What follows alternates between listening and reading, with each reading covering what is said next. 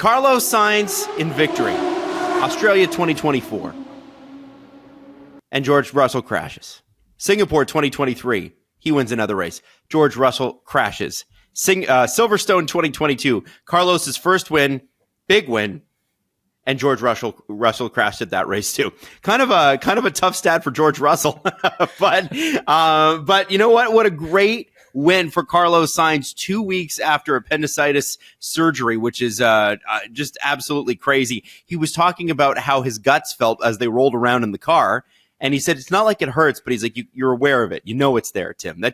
That alone was enough to kind of make me a little bit queasy. Oh yeah, man.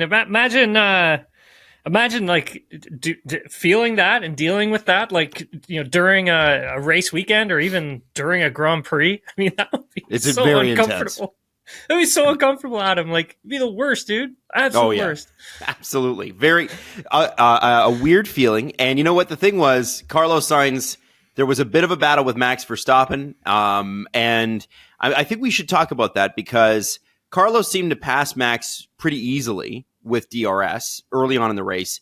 But I think what was interesting is obviously, you know, Max's problem. So can you explain why Max's back brake caught on fire? Yeah, that was it was a weird one. I don't know if it had to do with some changes that they may have made to the car for that particular weekend, but then also before qualifying as well. But it just seemed like it was that rear drum for some reason just overheated, and then obviously there's like a cake. They call it a cake tin, and it literally looks like a cake tin, and it's basically clamped over top of the actual wheel, and then obviously the brake caliper as well. And then there's a lot of heat in there that gets built up and generated, and that thing just exploded when he was coming down into pit lane. So I don't think it had anything to do with a power unit issue. He did take on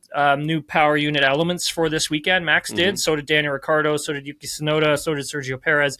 But I don't think it had anything to actually do with that. But it was funny, like watching some of the cutaways, like when he was in the garage, obviously upset. You know, he had his helmet off and he was pointing at his head, just saying like, this was really stupid or something was really stupid. I kind of read his lips there. And so I wonder if they may have tried something that probably may have not been a good idea to start the race with.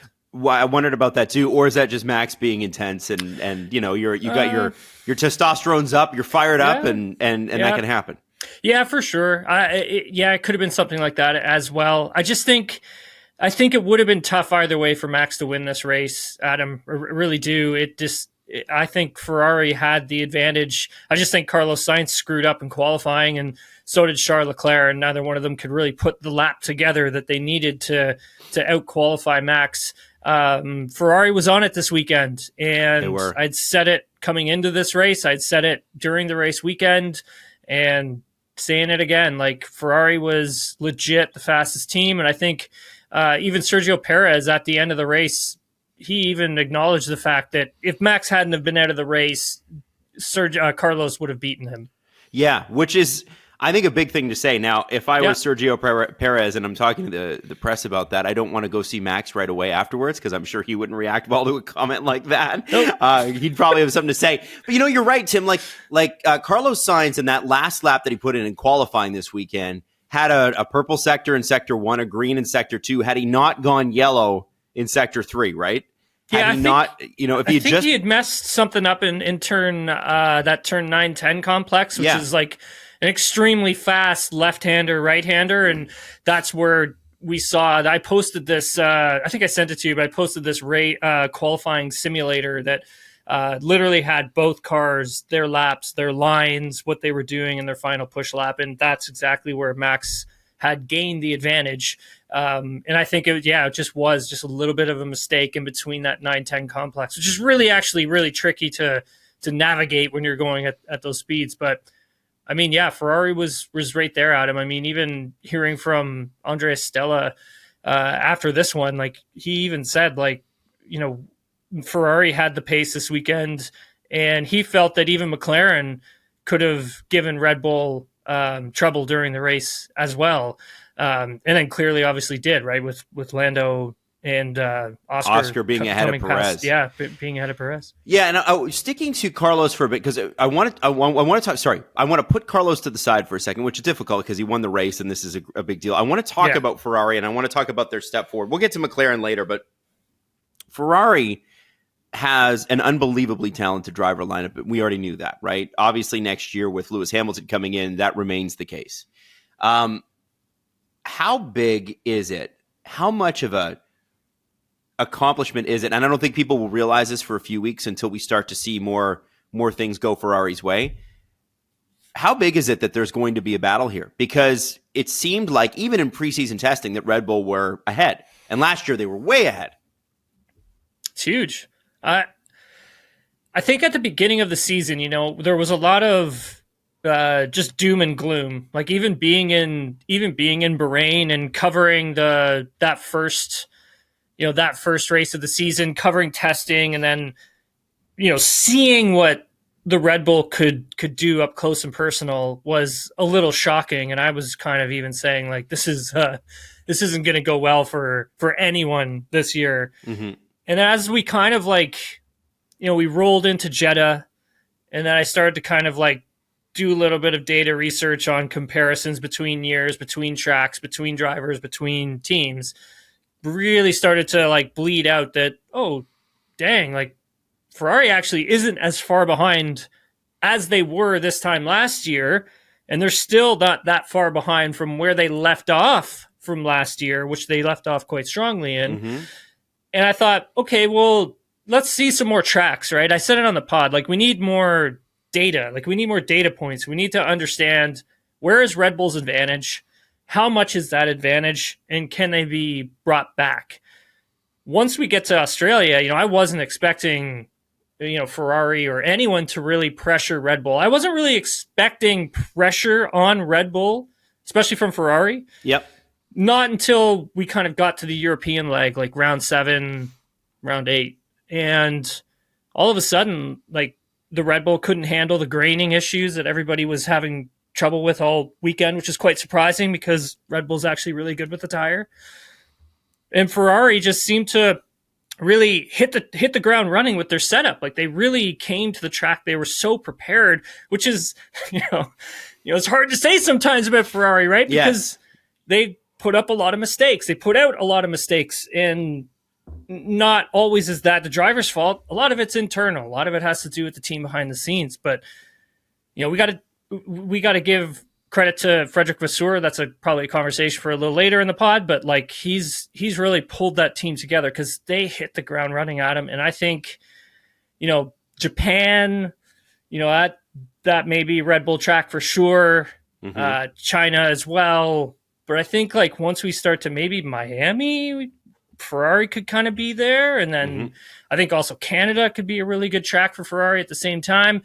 And then once we start to get those big upgrades at him, I mean, look out.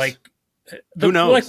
The crazy thing about all this, Adam, is when the race was over, I kind of wasn't hey, Charles Leclerc and Ferrari are in contention for absolutely nothing. And I was I wonder what that points gap looks like. And then going through and seeing that Ferrari's only 4 points back of Red Bull in the constructor standings. I was what the hell? Yeah. Yes. Beatable, catchable, all possible. Right? Because we could be in that. We could be. I don't want to jinx it or anything, but we could be in this year where, Red Bull's going to really punch a lot of teams in the face at some tracks.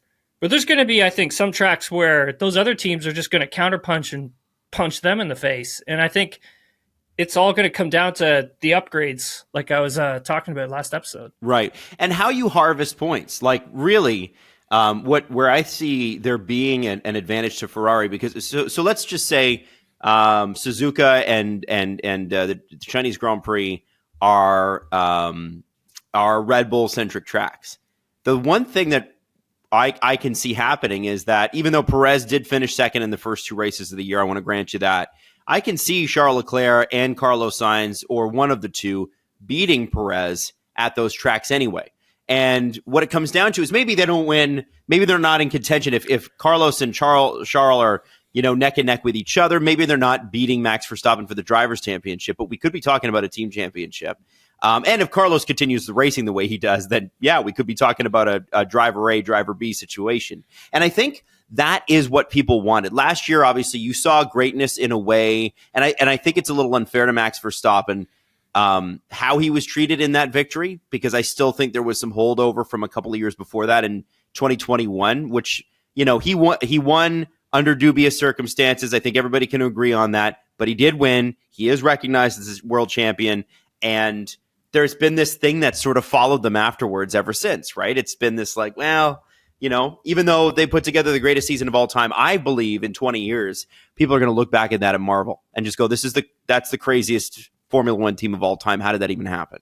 And so saying all that, Tim, what I'm looking for Ferrari is how do you pad as many points as you can, right? How can you get with your two drivers the most amount of points so that Red Bull, maybe they've got the win, but their second driver can't get on the podium.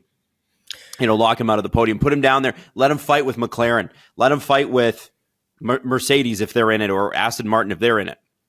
Let him fight with them, not with us.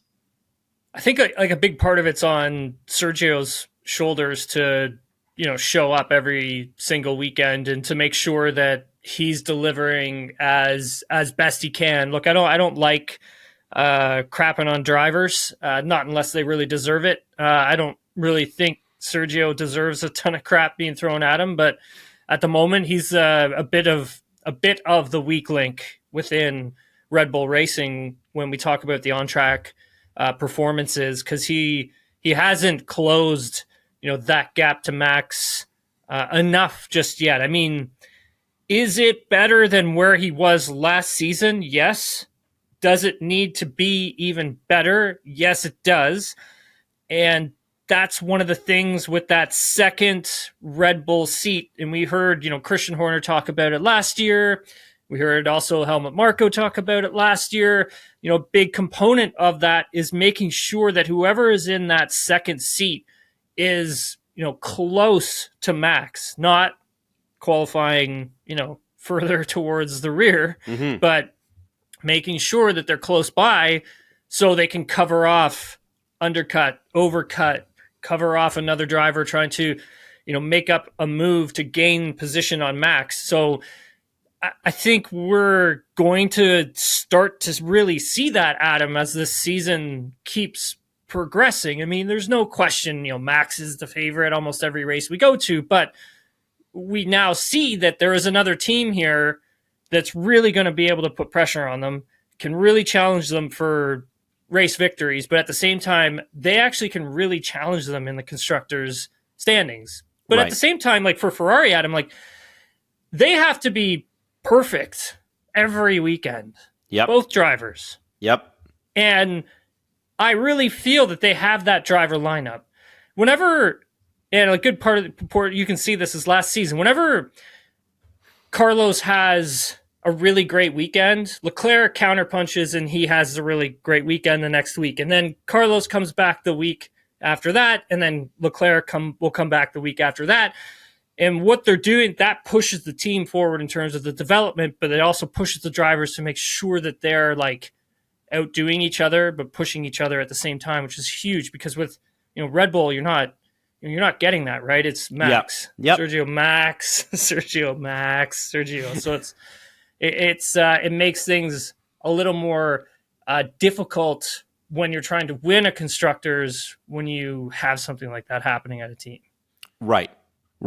And I think that kind of plays in nicely to our next kind of conversation piece, and I'm just pulling it up here.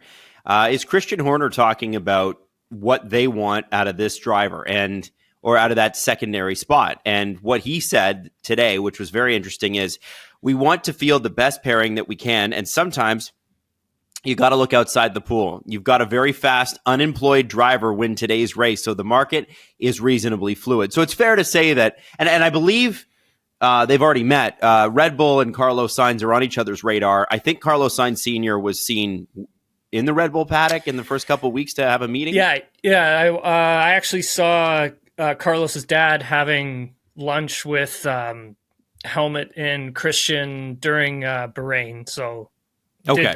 I actually saw that. So that's.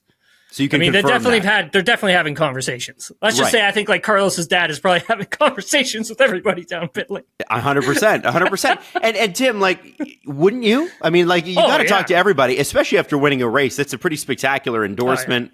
And I look at this situation, and I think it's hilarious because Carlos Sainz has now been booted off 3 teams for other drivers: Toro Rosso, then Renault. Then he left McLaren, went to Ferrari, but he wasn't booted off there. And then Ferrari, he's been booted, right? This guy has had to go everywhere and perform everywhere, and he has.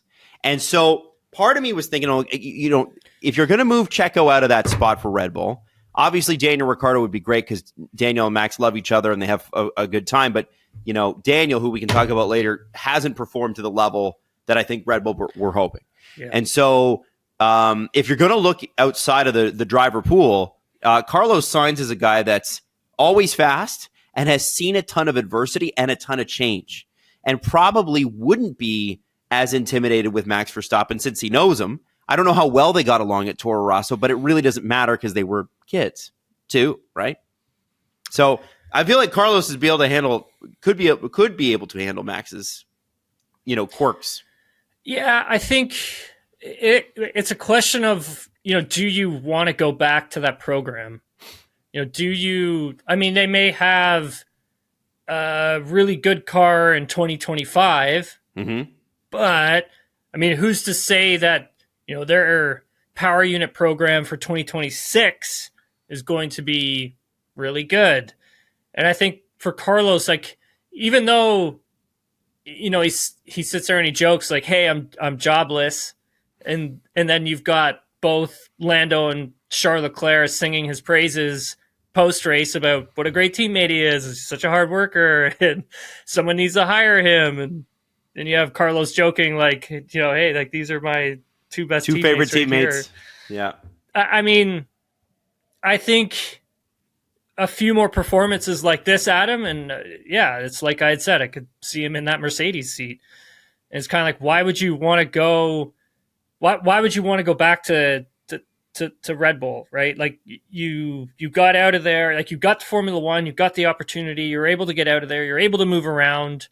You landed with Ferrari, which is like a driver's dream.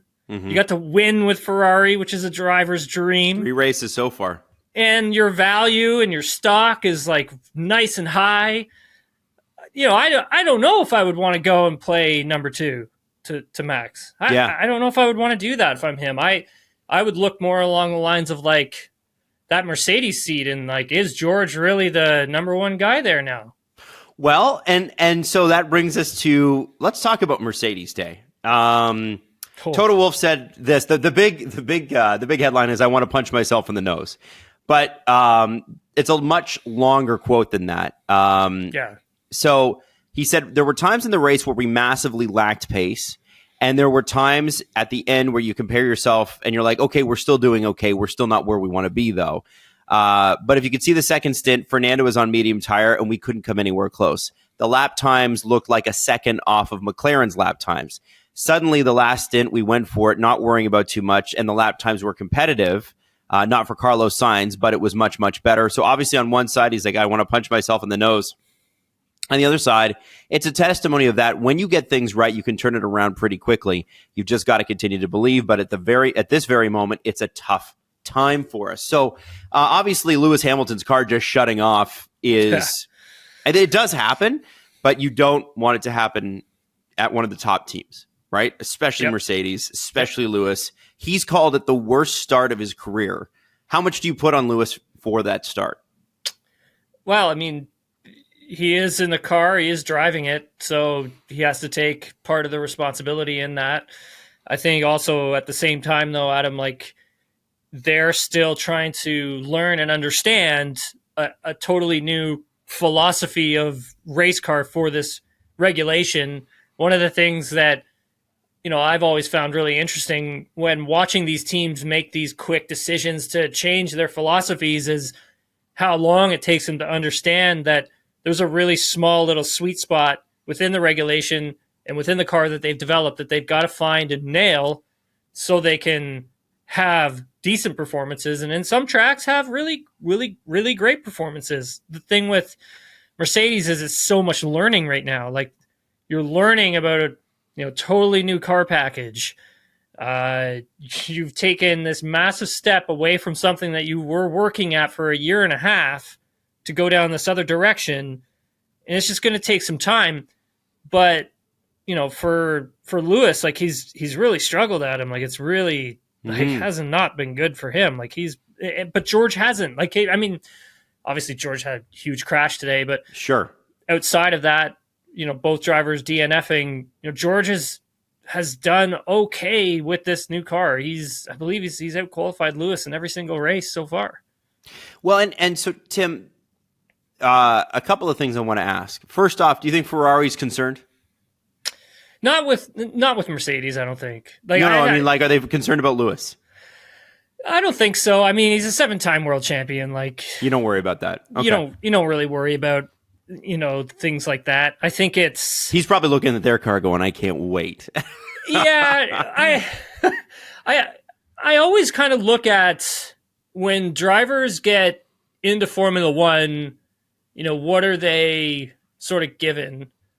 And I wouldn't, Lewis hasn't had horrible cars since he's been in Formula One. Like, he hasn't had like really bad car. Like, I mean, like George Russell, Williams, 2019, terrible. That car was like a monster that I don't know how he got in and drove it without being, scared crapless, because like that thing was so unpredictable. Like, the things that it was doing was, oh, wow. Like, I mean, Adam, honestly, like I think not a good car. I think for George, it's understanding that he's good at making a really bad car like quick, or he's good at figuring that part of it out. Mm-hmm. But once I think Lewis gets stuck in, which he always does, spends the time, which he always does, he'll figure this thing out and he'll be up there with George, no problem. It's just for him, it may take a couple more races to kind of really learn the nuances with everything. But for Ferrari, I mean, like, you're getting a 7-time world champion. You don't worry about those things. And George crashing towards the end of the race did lead to a penalty, so we'll talk about that in a second. Obviously, the car looked pretty mangled, but it didn't look like it was too bad for George. It was just very dangerous, obviously, where he ended in the field. Do you think Mercedes looks at that and goes, that was something out of our control and there's not much that George could do there? Yeah, I mean, a lot of that obviously happening with Fernando Alonso in front, and Alonso getting a 20-second penalty. It's a huge penalty. Yeah, it puts him back to 8th. That moves Lance and Yuki Tsunoda up to 6th and 7th in the final standings. And for all of that, I mean, the stewards essentially, what they had said was, Fernando's slowed up about 100 meters sooner than what he was doing during the race, during that battle with George. George was about 5/10 back and then was kind of caught off a bit. I can see how you can get caught off by that. Mm-hmm. It was a potential dangerous driving situation, but it wasn't like a brake check. It was more along the lines of like Fernando lifted to kind of get a better exit out of that turn to get a faster shot down the straightaways. I think he was worried that George was going to get him on that back straight. And for George, it just kind of caught him off guard. So, I mean, Fernando doesn't feel like it's very deserving to get that penalty. But, I mean, if the stewards saw something and they weren't totally happy with it, then, yeah, I guess you got to give him the penalty. But, yeah, I don't know if for those listening or watching, you should go over to Fernando's social media account and, check out what he wrote. Because he was thrilled. Pretty punchy. Yeah. And he said it's disappointing to get that penalty from the stewards for what was hard but fair racing. Still, I'm glad George is okay. It was not nice to see his car in the middle of the track. And back to Mercedes for a second here. For the time that Fernando wasn't penalized, Aston Martin had jumped ahead of them in the standings. And we were going to this weekend talking about, there's a Mercedes McLaren battle brewing up here early in the season. Well, not anymore. It looks like it's an Aston Martin Mercedes battle. If you're looking at the points, McLaren now have 55, which is almost double what Mercedes had, and with their double DNF, they're staying where they are. They've got Aston Martin passed them with 28 points, but then with the lost points on the Fernando Alonso penalty, they're at 26. Mercedes is at 27. Tim, like, Mercedes in 5th place almost happened race 3. That's good. And it's not like the thing is that it's not like it's like a close third, right? You're talking about, you would need McLaren to double DNF, and you would need both of your drivers high up in the standings in the next race or two to catch them.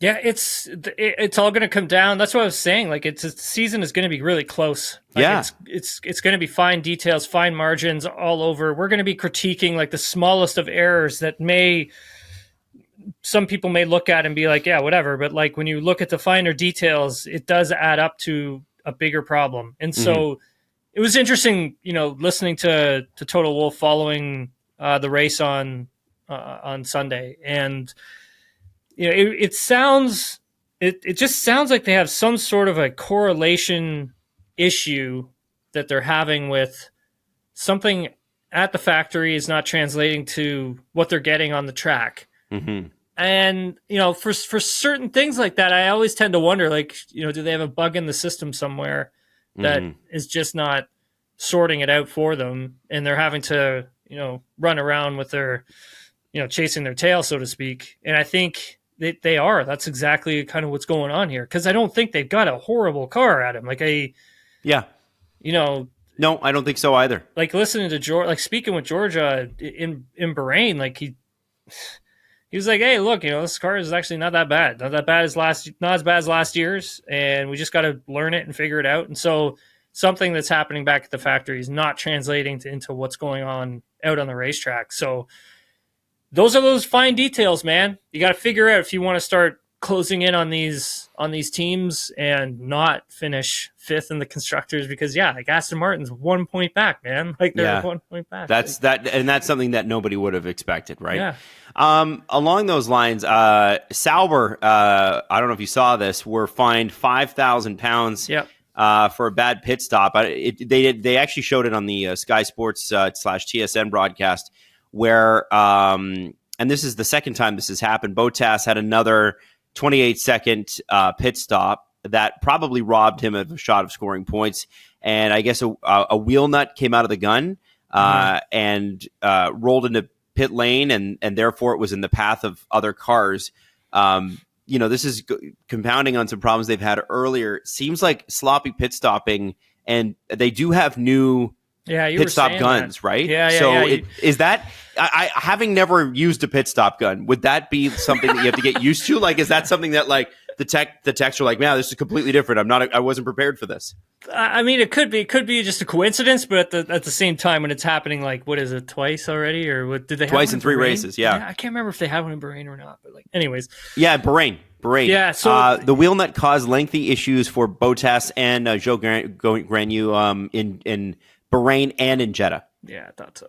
So, I mean, something with the new pit equipment's is not working, right? And you've got to go back and you got to investigate what the hell's going on here, because, like, if I'm Valtteri Bottas or Zhou Guanyu, I'm flipping out, man. Like, absolutely losing my marbles because of, our races are being, done in by faulty pit equipment. Then, you'd be totally frustrated. Now, granted, I mean, they're not like, it's not like they're like fighting for points, right? Mm-hmm. But they're still fighting for position or sniffing at the fact that if something happens just a little further up the field, they're going to be there just to capitalize on a point or a couple points. So, I mean, it's that type of stuff, Adam, that just sets you so far back because of it, right? And so, I mean, it's really tough. And then you've got all this stuff with, like, Audi coming in, and you've really got to try and figure out how to like sort yourself out with all that. I mean, I mean, they're just, not in a great position, finishing what it was, 14th and 15th in the race. They're just a bit messy. It's not good, man. It isn't. But obviously that's got to change at some point here soon. Couple other things I want to hit here, Tim, is Lando Norris is now the most successful driver to never win a race in terms of podiums. 14 podiums, no wins. We know that he came close in Russia a few years ago, back when there was a race in Russia, and I remember he didn't put the wets on and he spun out, and it was heartbreaking. How close are we to a Lando Norris victory? He was third place today.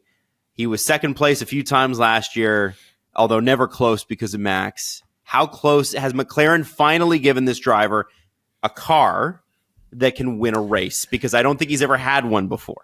Not yet. Like the car is just not there just yet. But it is encouraging to see, how competitive, they were this weekend when we go back to, Bahrain and Jeddah, and we're kind of like, it's a rough start for McLaren here. Yeah. This may not turn around for a while. And now then you fast forward to Australia, and they looked really strong. The quali pace was really good, and they did a great job of managing the tire, managing the graining, and the car was quick in the race. And even Andrea Stella saying we were right there to challenge Red Bull for podiums if they had have stuck around in the race, or if Sergio had been a little bit higher up, and Sergio couldn't get by them, right? So I thought their other driver, in Oscar Piastri, was really remarkable. It's a shame that he had to move over for Lando, but I get it. Lando was on fresher tire. He was a quicker driver, and he was trying to make that push to track down Charles Leclerc, which if there had been some more laps left in this one, Adam, I think he would have done. Yep, I agree. I do think Lando. I don't mind that team order. I don't mind that team order. I don't mind that at all. No. But I guess if you're an Australian, McLaren fan or Piastri fan, right, you're going to be a little pissed about it. But at the same time, I think Lando would have gotten by him anyways. Yeah. Even if they were just going to let them race. I think it was just to avoid that conflict and confrontation between the two of them, was just to give them the order, just get Piastri out of the way so we don't have to deal with that and see what Lando can do here. And I think those two are definitely going to have their moments. Maybe this season, maybe next, but I think those two will definitely have their moments. Oscar is a very competitive driver. I think he's just watching his whole race unfold at him. He really has, it looks like he really has that understanding how to manage the tire now, instead of going out on a new set of hard tires and then just really driving a ton of heat through them and have them degrade or, grain faster than what they're supposed to. He actually brought them in properly. He got them up to speed properly. He really finessed them throughout the race. And that's a really hard skill to master when you're in Formula One for just your second year in a row. And I feel like I'm just sitting here talking about how good Oscar was and not talking about how good Lando was. But okay. Better question. Lando was excellent too. Who wins for McLaren first? Oscar or Lando? Well, Oscar had that sprint race win last year in Qatar, right? Yes, he did. So you say that counts? No, I guess not. It's a sprint race. It doesn't count. It's not a Grand Prix race, but that's a great question. I think because Oscar's looking real good. I know, man. So I don't want to say I would say I'm just gonna take the safe bet and say Lando just because of the experience. All right. Do they both win a race this year? Ooh. Depends on upgrades. And by the way, a completely unfair question, but I'm going to ask anyway. Yeah, no, all good. It depends on upgrades. Yeah. They haven't brought anything to this car yet. We have to remember that too. They still looked. They were really good, and they hadn't even brought anything to the car, and so they're understanding what they have, which is great because they're able to figure out what is weak on the car and what is strong, and that's what's only going to help let that upgrade process speed up because they're going to know which directions to now push in.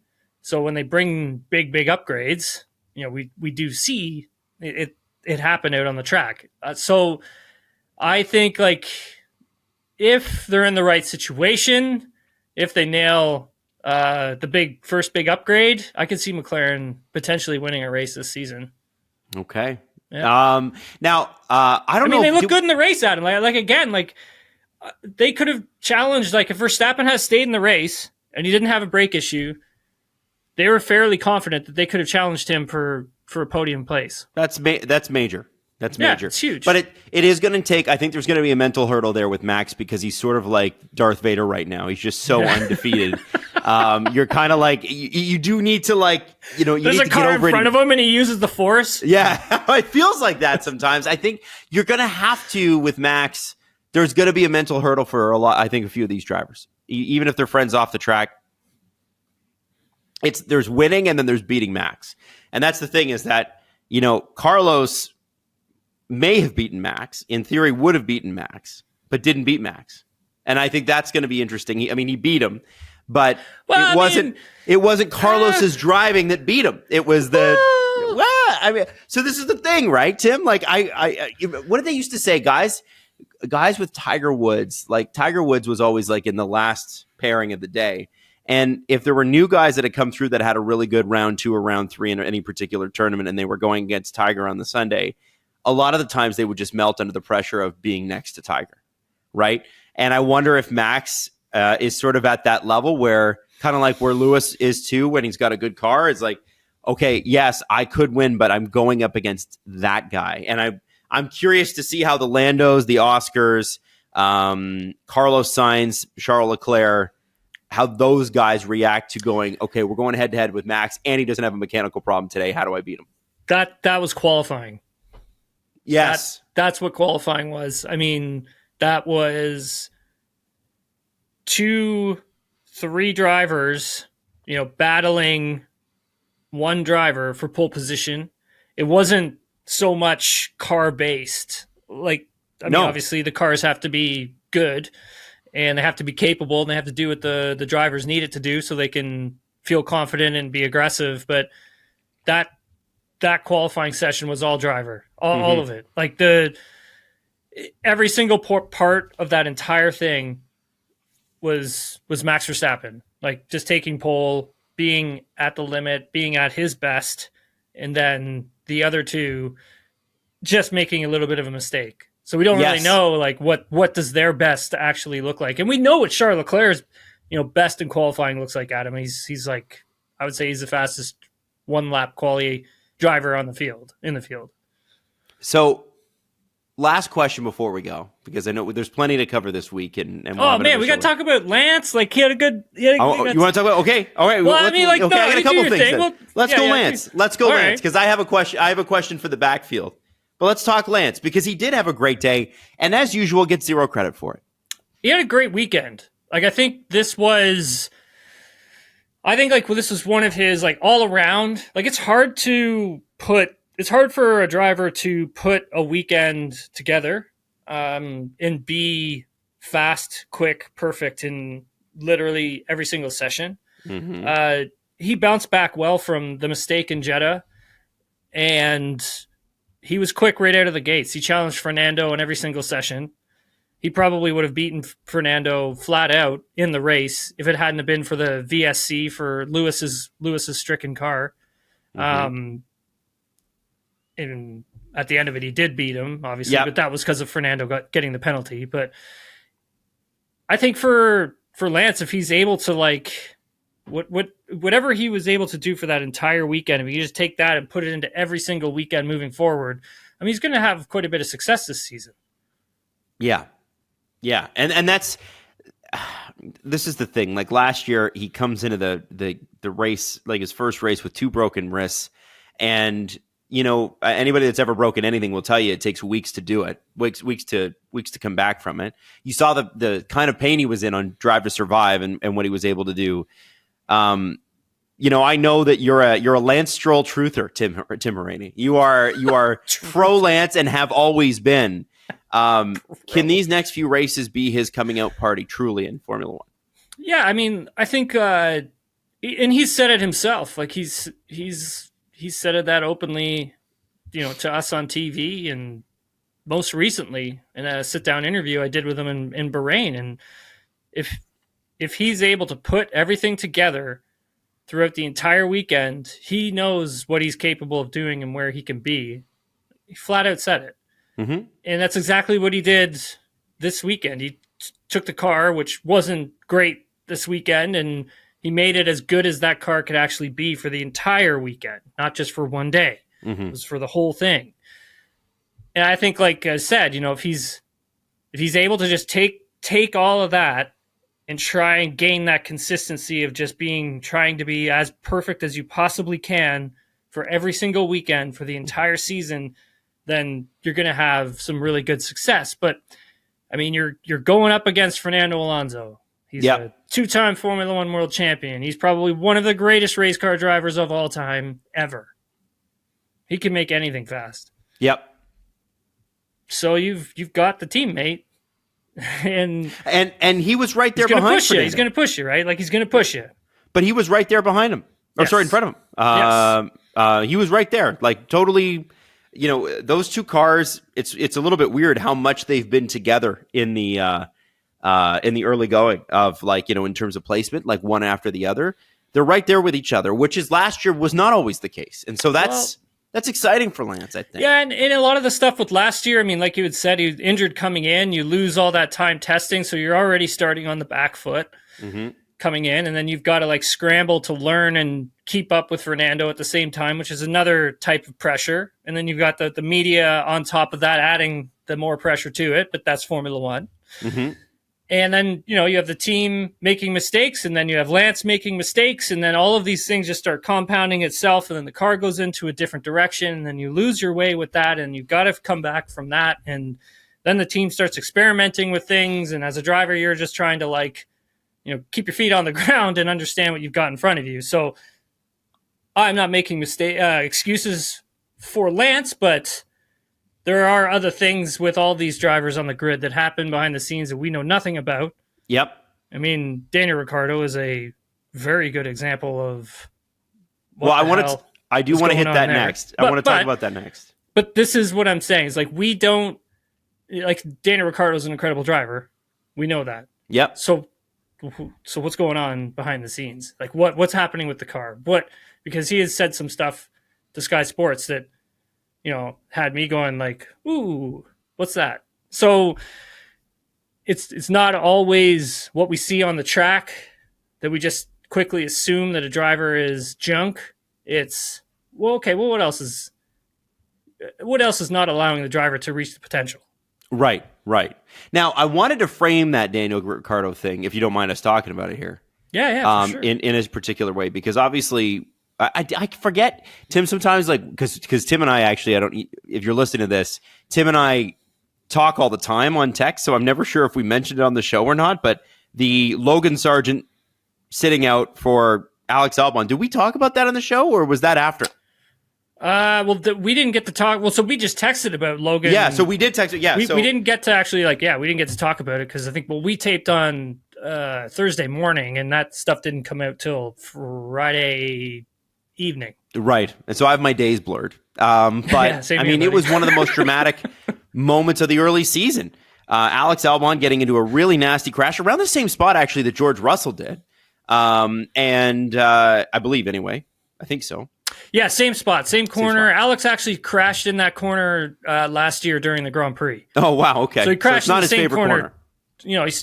He crashed in the corner last year, and then this year he crashed just on the exit of the corner. So I guess the first thing is the Williams perspective, and then we'll bring it back to Daniel Ricciardo for a second. The Williams perspective has got to be, sitting Logan Sargent out it's pretty obvious. Like, if you're being a stone cold killer, and these guys have to be, your best chance at points is Alex Albon, and as we saw today, he finished just outside, right? He was Magnussen and Hülkenberg were able to hold him off, right? But he was 11th place, really, really close, right? So, yeah, Albon finished in 11th, just behind Hülkenberg and Magnussen. Yeah. So how do you feel about his drive? Do you think he did right by his teammate who had to sit out on his behalf? And then we'll talk about the Williams perspective from a bigger, because if you go out there and your teammate takes that for you, you want to go and deliver a good performance. Do you think that was a good performance? I got mixed feelings about this one, and it's not Alex's fault, right? I mean, crashes are going to happen. Is the team prepared? Did they bring everything that they needed to bring to make sure they're not having to do what they did during the weekend? For those of you who don't know, Williams didn't have a backup chassis, a backup tub, because Alex tubbed it. So crashed the car beyond its repair, his safety cell. And they didn't have a backup for it because they weren't ready. They haven't had the time to put together a third tub, and that's concerning because you don't ever want to go professional racing without a backup car, because crashes are going to happen and drivers are going to crash cars, and that's just part of the sport because you're taking things to the limit. Did Alex do what he could in the race? Yeah, I think he did everything he could do. The question is, did James Vowels make the right decision? Do you think he did? You have to make the best decision for the team in that moment. That's a tough moment to be in. Alex is your number one driver. He is your star driver. So you have to give in to your star driver, right? It's like, okay, we're 3 seconds left in the game. We're down by 3. You have Steph Curry on your team, and you have Draymond Green. Who are you giving the ball to? I'm not comparing Logan Sargent to Draymond Green. I'm just saying that let's say you have a rookie, that's better, and Steph Curry. Like, who's the ball going to in that time, right? It's going to Steph, right? So you got to give the car to Alex. Totally get that. Fair game. I think Alex did everything he could to hold on to that point position for as long as he could. Could the strategy have been a little bit better? Yeah, I probably think it could have. That was the other part of this, right? Like, there's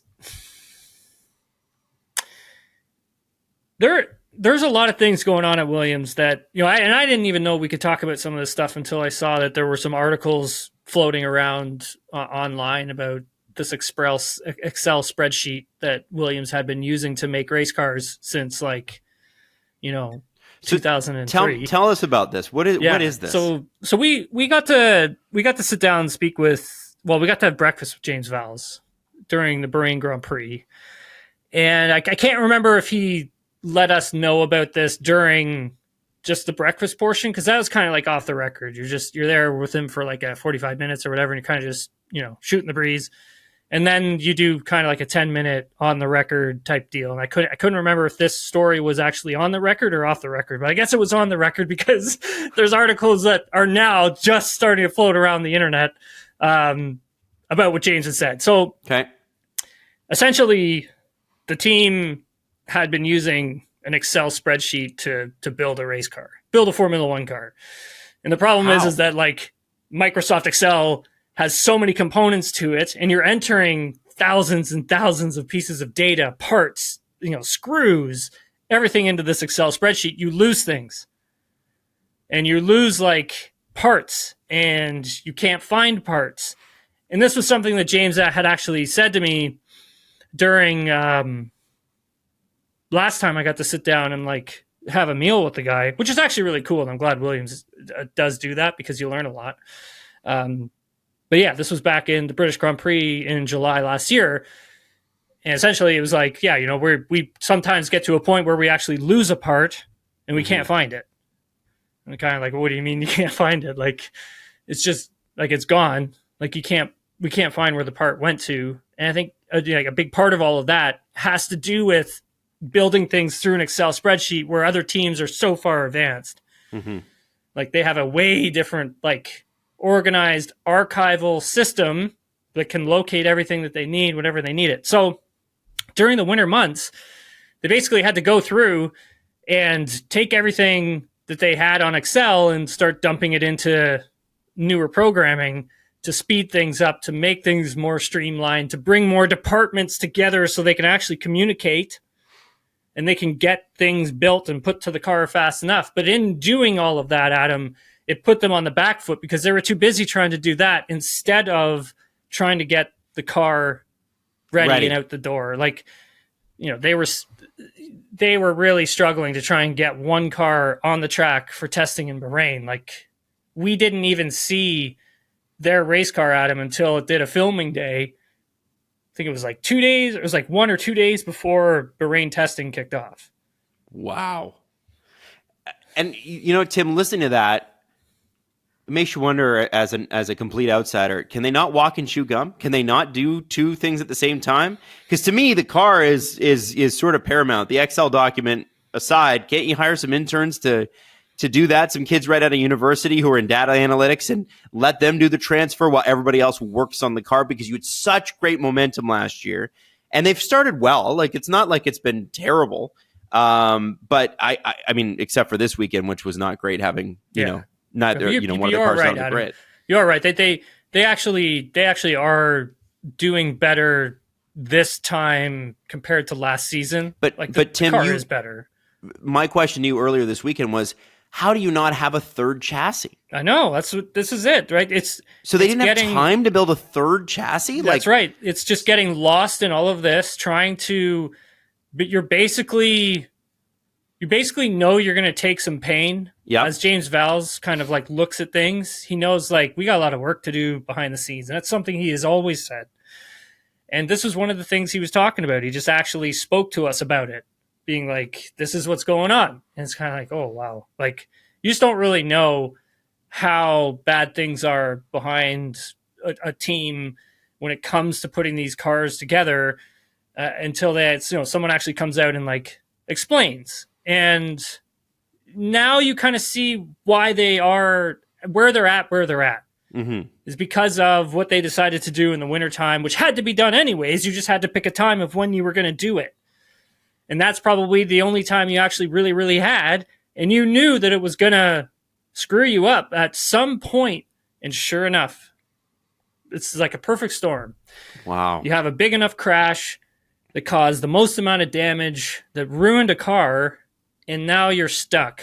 And now you're trying to like scramble to get another car ready for Japan. So that tub flew back to home base during the Australian Grand Prix weekend so they can try and repair it, so they can get it to Japan. Meanwhile, you're still trying to build a third tub. You're also trying to build upgrades at the same time. So you have all of these things in a pipeline and in a system that's just not ready for it yet, but it will be. Mm-hmm. And that's why you kind of come away with like that, like, it's frustrating because I really root for Williams, Oh yeah, and you gotta root for Williams and you gotta root for James, right? Right. But to say I think I'm probably different in the sense that I watched Jacques Villeneuve win a Formula One World Championship in a Williams in 1997 as a kid, and sat there and I was like, I want to do that. Just like whatever 8-9-year-old kid just sitting there watching Jacques do that, and so you have a piece of that kind of stays with you as you get older, but you still root for these teams, right? You still root for your certain teams. And so watching Williams go through that, it's kind of tough.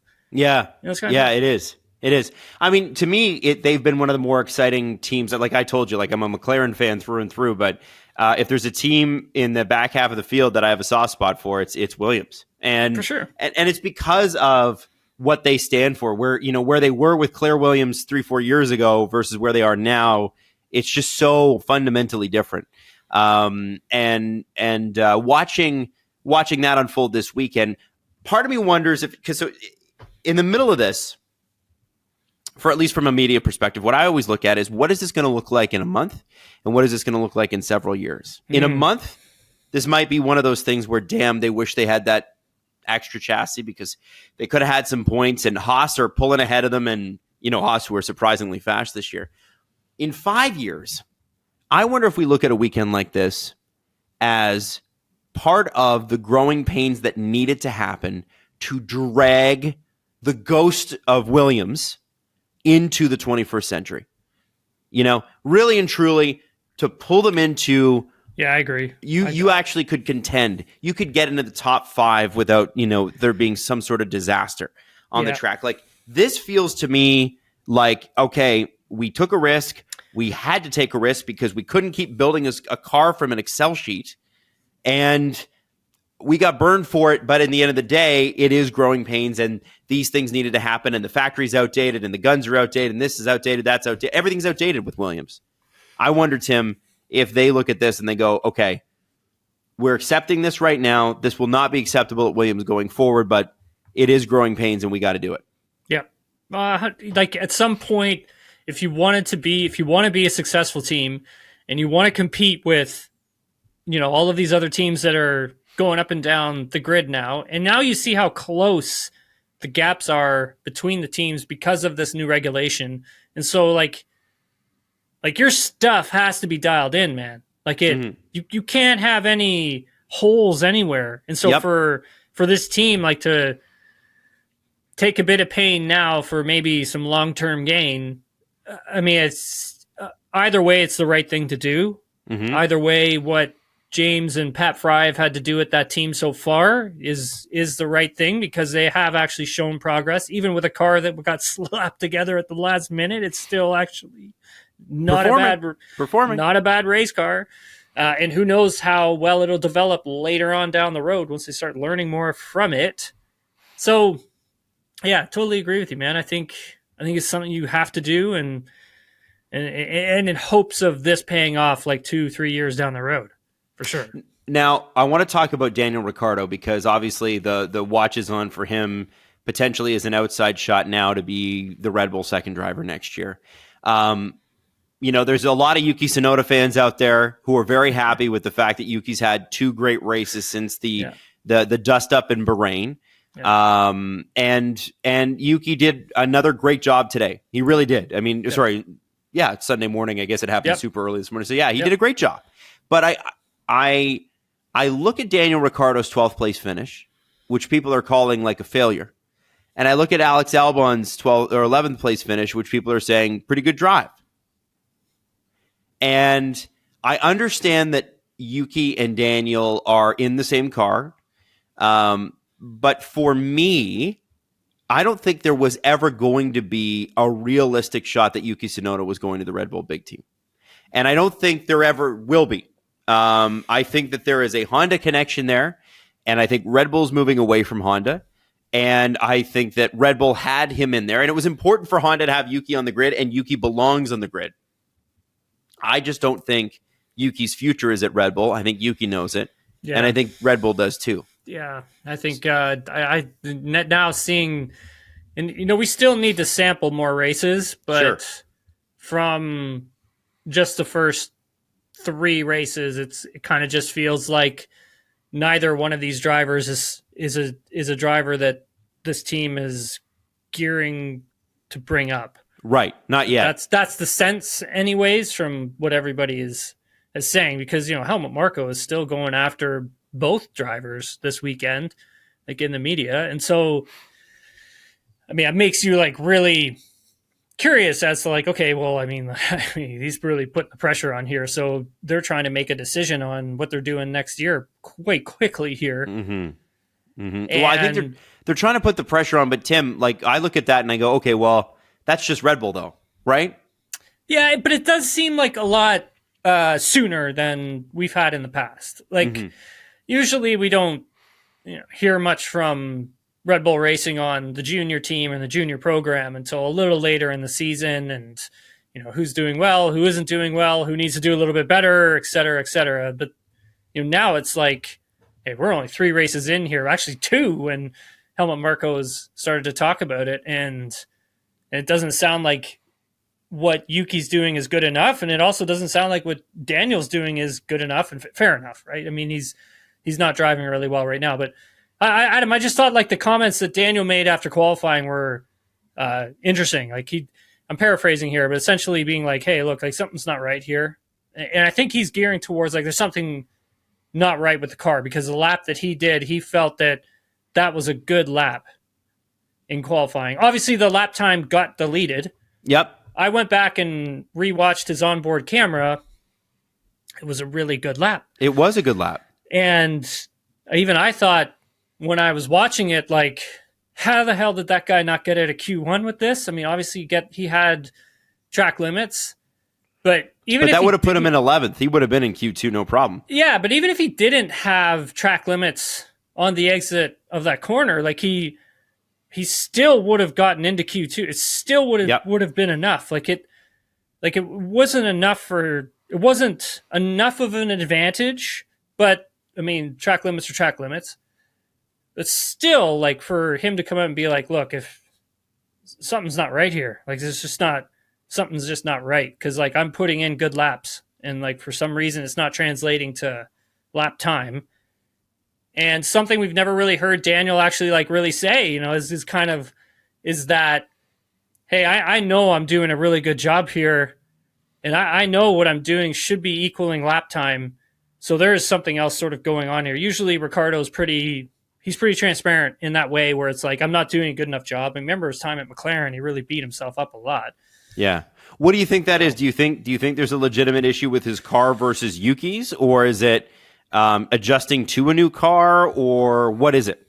Yeah, it could be both, right? I mean, that's what I was saying about like, the stuff with other drivers when we were talking about Lance. Like, we don't know everything that's going on behind the scenes. Like, sometimes, like, there was one driver who remain nameless here, but like, that I knew was like, they're a really good driver. What the hell is going on here? And it actually took them changing out a spare chassis for the car to like turn right around and the car starts performing again. Really? Like, just things like that. Like, and those stories are like, that goes on quite a bit behind the scenes, where sometimes if a driver is just like, look, like, I'm doing a good job here, but the car there's something wrong with it. I can't put a finger on it. And then sometimes they'll swap out the whole tub. They'll just get rid of the tub, bring in a new one, build the car back up again, and then boom. Interesting. Well, you know what? I'm not of the belief that Daniel Ricciardo's a bad driver. And, it's easy online for people to take shots at him. I mean, none of these guys are bad drivers, right? But I'm sorry. This is the thing, like, I always get really upset about is the fact that, like they're all elite. They're all elite. Like, but what my point is that, like, I'm not of the belief that Daniel's best days are behind him just yet. I don't think so. I don't think so either. I think, and you know what, Tim? This is the thing. The great thing about race 3 is it's only race 3. We have 21 left. And so, we could take these 3 race things 7 different times before the season ends, before we really know. 100%. And this guy could have got in a Q2, no problem. And I'm not trying to denigrate Yuki here. To me, it's not Yuki versus Daniel in this scenario, because I don't think Yuki's going to the Red Bull senior squad. So it's Daniel versus, do they want to go a Carlos Sainz route? Well, does he want to go there? Not so sure. Do they want to go? Who else? If Carlos Sainz doesn't go there, Fernando Alonso.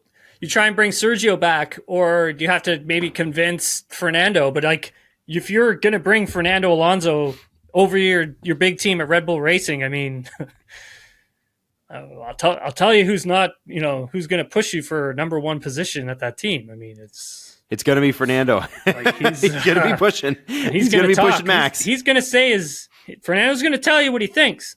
Mm-hmm. Yeah, you're not going to be able to, like, hey, don't say that. Like, he's going to tell you what he thinks. He's going to get into you. Like, hey, I mean, if that's the direction you want to go in, sure. I mean, if Sergio, like we started the podcast with, I mean, if Sergio is able to close that gap down, and then he would be the smarter decision to keep as your number two driver. So, well, we'll see what happens, but I think we got to see both of those guys get better into their cars. Again, I say Alex Albon had a good drive, finished 11th. Daniel Ricciardo apparently had a bad drive, finished 12th. I'm not seeing that, and we're talking about Albon with one of the top 4 or 5 teams here soon. So I don't know if it's as much as people are framing it, if that makes any sense. No, I totally get you. Okay, so we got 2 things left. We got GridRival and we got questions. Which one do you want to hit up first? You go questions second. What do we got first? All right, so we'll head over to the debrief. We got a bunch of questions here from @Dan Klubine. Adam, can we acknowledge how fantastic a driver Carlos Sainz is? He works so hard to understand the car and can absolutely fly when he is locked in. Can we acknowledge it? Of course we can acknowledge it. I think the one person who has been acknowledging it for and this is well before Lewis Hamilton, is Tim Hauraney. Tim Hauraney was talking about this last year. He was going, Carlos, he's fast. Everybody's talking about Charles. Talk about Carlos. And not because you want to take away from Charles Leclerc, but because Carlos Sainz, as I mentioned earlier, keeps getting booted from these good teams where he's only come in and performed. And I don't know. I think what he's done with surgery and everything else, it absolutely incredible. What an amazing story. And to be honest with you, I would love to see him just go hard charging the rest of the way and push Max every race and beat Charles in the points, because what a great story that would be for our podcast. Yeah, it'd be awesome, dude. Lori Fuller. This was not the race we expected, but the one we needed. Okay. That's right. That's accurate, I think. I think that's the one this is the one that Formula One needed. Yeah. For sure. Yes. But also, Lori, I mean, it's a great point. I think it shows that once this set of regulation allows itself to really start to bed in, how competitive things will start to become. Mm-hmm. And that's why, and we'll save this chat for another day, but that's why I think 2026 car regulation may need to change a bit. I am so with you on that, Tim. I'll leave that for another day. Make them smaller, make them lighter. That's a whole can of worms we didn't do with that. J Money. Okay, so this guy actually gave me crap and thought that I was wrong in the fact that Carlos, Max wasn't going to win the race. And he admitted it. He admitted he was wrong. He was in the wrong. So I just wanted to make sure we. No, J Money's always good about stepping up when he's wrong. Always good. Haas, he's a good guy. He's this solid dude. Both Haas and the points. When did hell freeze over? Well, you know what, man? They came to play, right? Like they maybe they did need a change at the top. The one thing with Haas, Tim, that I always worry about, and this is the same thing. It's hilarious how many parallels there are between 2022 and 2024. You got a Ferrari, Red Bull pushing each other at the top, and you got a surprise Haas team. Where they've always failed is their upgrades. They've always failed. They've always got slower. So I'm excited for them now. I want to see where they're at by race 10. And we had some questions from Angie Gray. We kind of answered it earlier in the pod. But thanks for the question, Angie, and thanks Ryan Wedby also for the question as well. We answered that earlier in the podcast at the same time. GridRival, Adam. Bad day on GridRival. I felt Tim get this. Okay. Wait. Well, you were at 15th, right? I was at 14th. 14th. Okay. What position do you think I'm in now? And I got better. I got more cap space. My money went up. So did you? Oh, so you had a good day, is what you're saying? No. So I did have a good day, but not good enough because 50th. Max Verstappen was out. So I have Verstappen, Piastri, Leclerc, Bottas, Albon, and Haas. And they all did well except for Max. So I am now in 48th. Oh, how did you drop so much? Because of Max. But you know what? Max has been money in the bank, but Max dropped me that much. Isn't that nuts? Isn't that crazy? A DNF for Max will put you in that spot. And then you've had him since the start of the season? Yes. Yeah.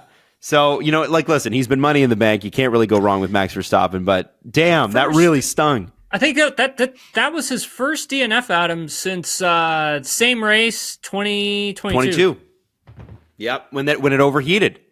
Yeah. Reliability, eh? Yes. That Red Bull reliability, man, is unbelievable. Okay, so what about you? Dude, I'm just sinking like a stone, brother. 211th, just absolutely. Who was your lineup? Give me your lineup. Lineup, Tim. All right. I switched a couple things around coming into this weekend. I probably shouldn't have. I lost a lot of money, but what the hell? Daniel Ricciardo, Alex Albon, Oscar Piastri, George Russell. I got Williams as my team, and Lance Stroll. Okay, rough go on Williams as your team. Rough go. Yeah, that was a big time. I'm looking at the GridRival chat right now. Somebody's like, hey, I just jumped from the 220s to 75th.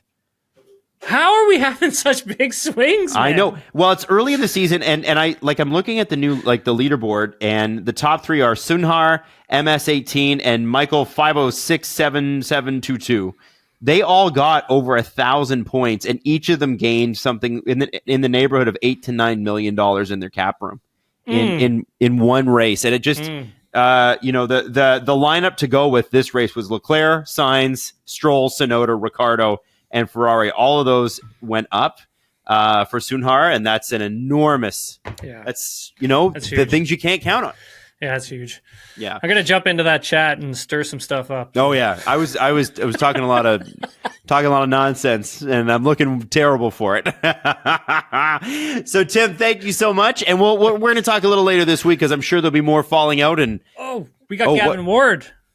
We got Gavin Ward this week, don't we? We got Gavin Ward on. We got Gavin Ward for our Thursday pod. Oh my God. That's going to be great. I have so many Mark Webber questions for him. Yeah. IndyCar just had their race at Thermal earlier, taping this on Sunday afternoon, today. So, did you see what happened to Roman Grosjean in the first corner? He was not happy about that. And then he starts he was a little too assertive with the medical crew. I got a thing about that. We'll talk to Gavin about it later. Okay. All right. Yeah. I'm looking forward to it. Tim, great show as always, my friend. Yeah, thanks, buddy. This has been a lot of fun, like always, dude. Awesome. So Gavin Ward, who is the head of Aero McLaren for IndyCar, was also a key part of the early successful Red Bull years with Sebastian Vettel and Mark Webber. He's joining us on Thursday's show. Be around for it because you're going to want to get some questions in. And of course, hopefully we can spill a little tea about Red Bull, can we? Do you think we might be able to spill twist his arm a bit, and we'll see what we can get out of him. He may not want to go too far down that path, but understandable. We'll All right, thanks, Tim. Thanks, buddy.